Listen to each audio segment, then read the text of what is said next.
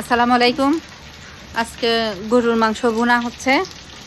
গরুর মাংসকে ছোট করে কেটে সুন্দর করে পেঁয়াজ দিয়ে, কাঁচামরিচ, মশলা, লবণ, তেল দিয়ে এটা কালো ভুনা করে ফেলবো।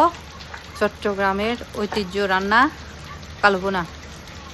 এটা অবশ্য দুই রকমের করা যায়। আমরা এটা হলো যে নর্মালটা, আর একটা কালো ভুনা আছে, ওইটা মানে রান্না করে প্রথমে তারপরে ময় মশলা যা দেওয়া সবগুলা দিয়ে ওইটা করি। এটা আগের থেকে মানে ভাজা ছিল মাংসটাকে ভেজে আমরা ছোট করে কেটে কালো ভুনা করতেছি।